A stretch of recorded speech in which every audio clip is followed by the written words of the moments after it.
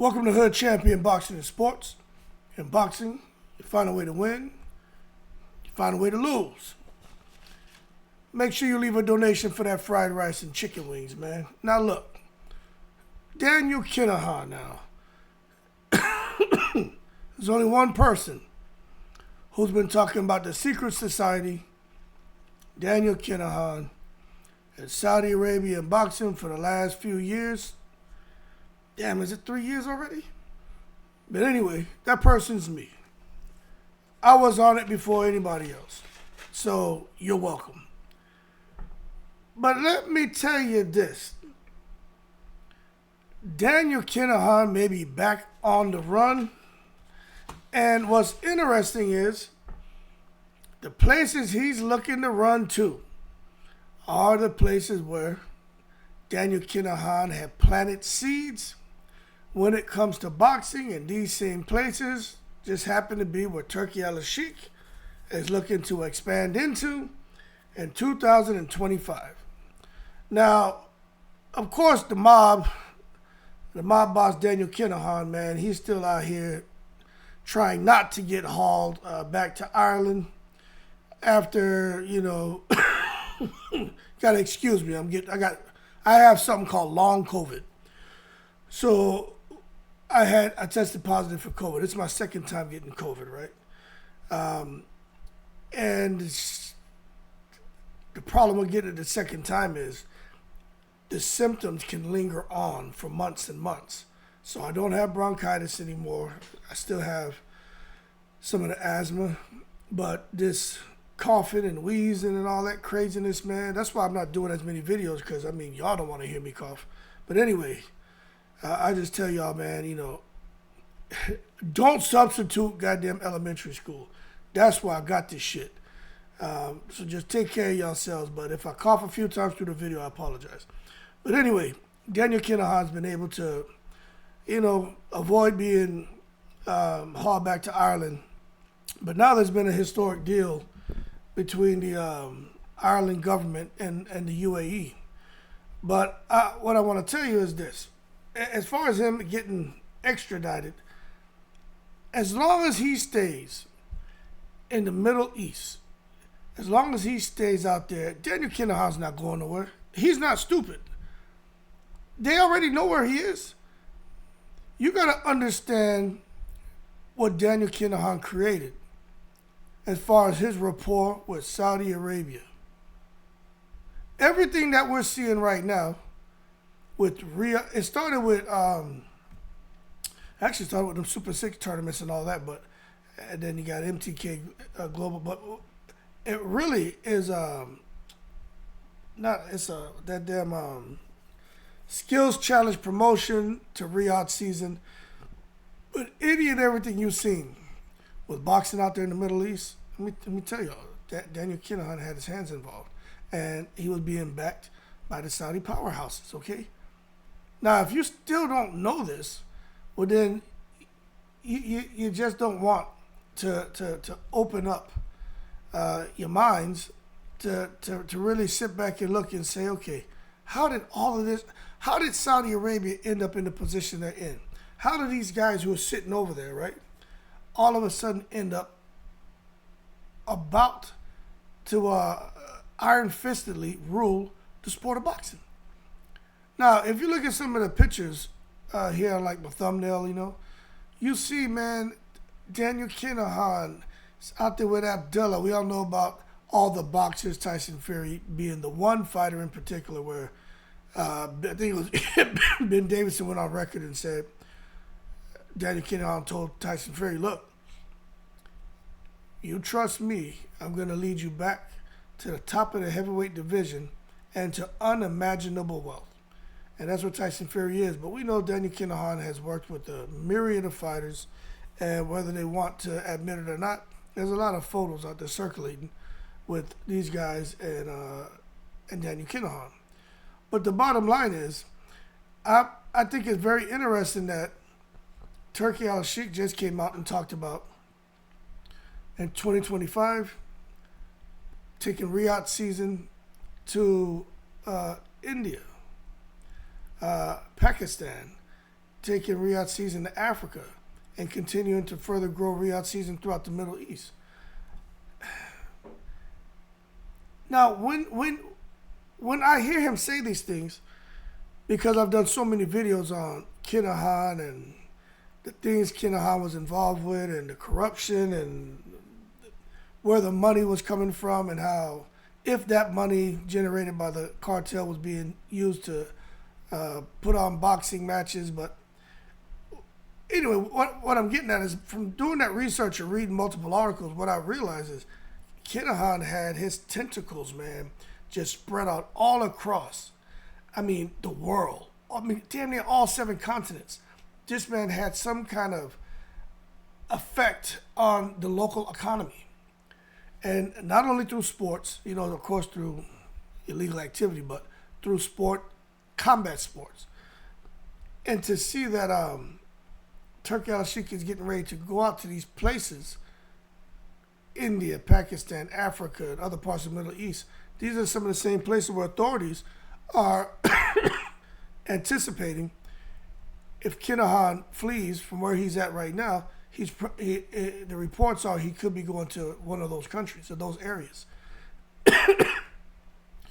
And I think Kinahan, I can't pinpoint the depth of the relationship between Kinahan and the Saudis, but he is the guy who got all this started.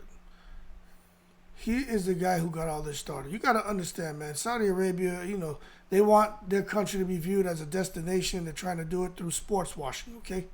A lot of people, I'm not saying their minds have changed on Saudi Arabia and human rights issues. I'm not here to get into all that, but I would say a lot of people are now, when you're here in Saudi Arabia, at least here in the boxing community, first thing they think about is boxing. First thing they think about Tyson Fury. They think about, you know, all the events that have been going on out there. It's just taking their mind off of thinking about Saudi Arabia and and beheadings.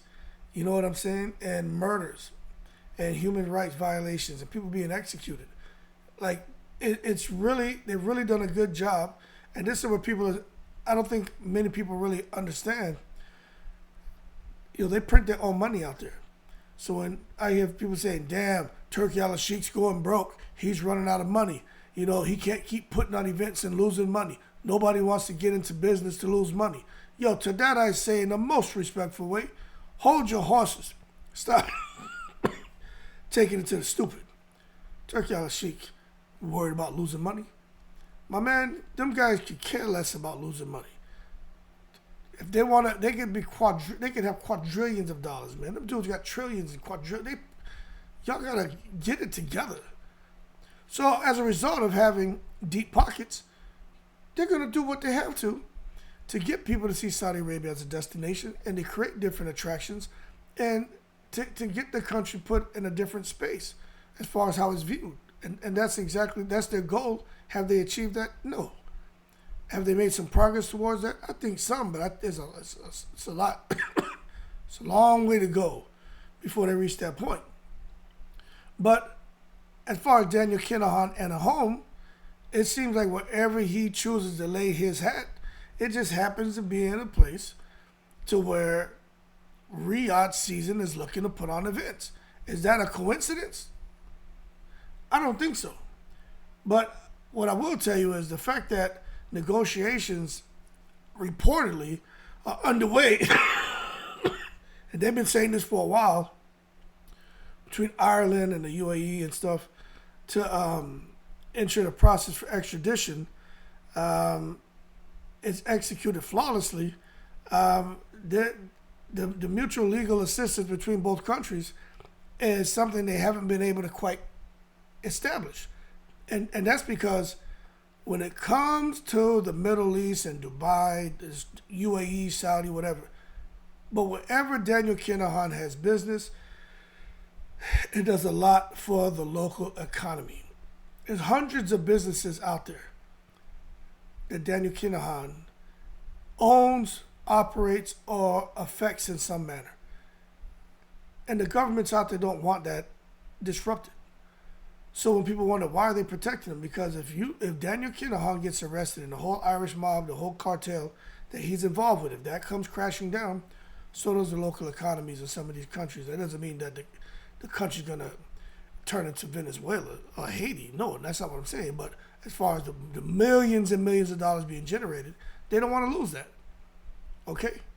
So, anyway, I wanted to point something out to y'all about Daniel Kinahan that I read.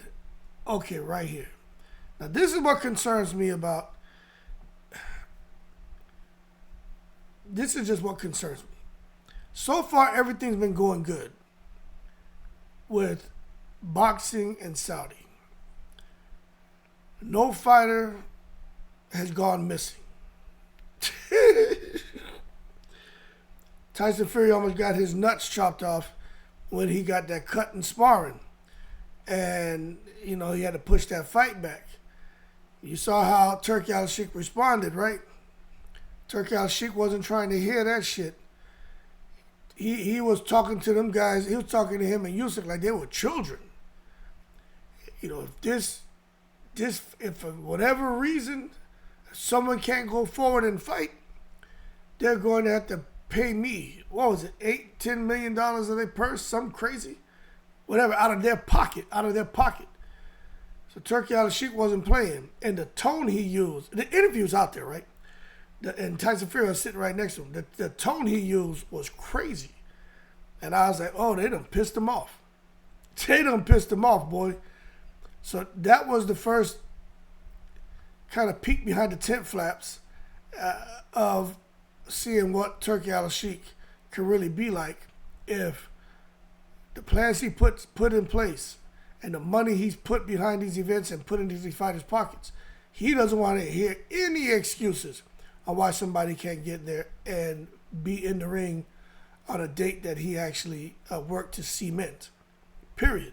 Now, one thing I'll tell you is Kinahan has assassins, which you probably figured, right? And there are stories of Kinahan's assassins where there were men, in particular, an MMA fighter who was killed as a result of the orders that Daniel Kinahan gave those assassins. Now, listen to what I'm telling you. If any of these guys who are now in bed with the Saudis, and if there is involvement with Kinahan, I think there is, but we're just having a conversation, right? I wouldn't be comfortable knowing that, hey, I don't really like the direction things are going. Because let me tell you something. If it's not if it's not my birthday, why are you giving me gifts? That's how I look at it.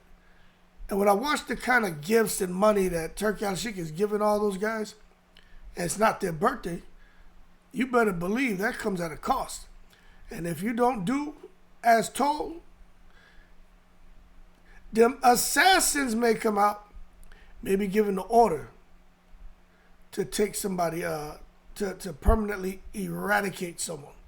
Just like that MMA fighter, that British soldier. Now, true, some of these guys may have had some other dealings with drugs or whatever across the cartel, rubbed them the wrong way. But the bottom line is, I just think if I get my hands on different material and literature and I'm learning about this organization that I'm somehow associated with, right, directly or indirectly, I'd be real uncomfortable knowing, Jesus Christ, they just killed, there was a guy who was killed who was involved with combat sports for whatever reason is.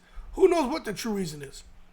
It's always going to be put out there in a way to either make it look really bad or to make the person look really bad, like he was a bad character, or they're going to make him like he was a good human being. It's just the cartel and other entities involved trying to kill him. But where was it I saw it? Oh, here it is. Now, check this out. There's a guy out there who's a liaison he's a liaison officer out there in the UAE. Now, he's working with law enforcement. Now, they're worried about Kinahan and being involved with huge events right now. They didn't get specific. Said worry about Kinahan and his continued involvement with huge events. Could mean crime, could mean, I don't know what it means. Open to interpretation. You know what I think it means. But what they say here is law enforcement partners are concerned that Kinahan could be making his move to Iran.